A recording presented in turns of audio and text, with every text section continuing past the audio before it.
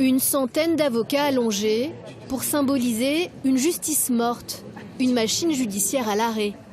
À Dijon, la profession a reconduit la grève des audiences pénales et civiles. Les avocats demandent le renvoi pour chaque affaire.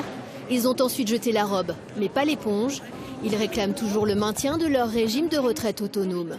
S'ils intégraient le régime général, comme le veut le gouvernement, les pensions seraient amputées de 30% selon leurs calculs et leurs cotisations doubleraient. En étant profession libérale et indépendante, c'est l'avocat qui supporte l'intégralité de cette cotisation, ce qui n'est pas le cas des salariés puisqu'il y a une part patronale.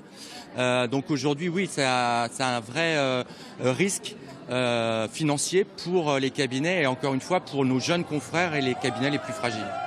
Côté enseignants, 5 syndicats appellent à participer à la grève et aux manifestations de demain, mercredi et jeudi.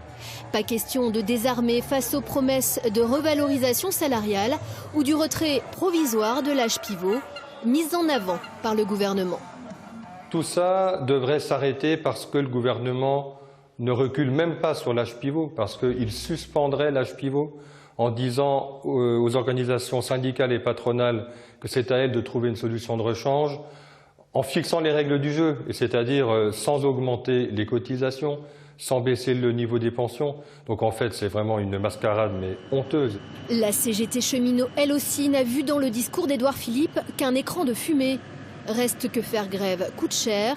Au 40e jour de conflit, la CGT exhorte ses adhérents à ne pas fléchir. On a effectivement des cheminots qui se remettent au travail par souci financier, mais pour autant ils se remettent au travail et puis ils seront demain en manifestation. Et effectivement, il y a le mot d'ordre, c'est on continue. Si le mouvement s'essouffle, il espère encore peser dans la rue. À Dijon, des cortèges sont attendus demain et jeudi.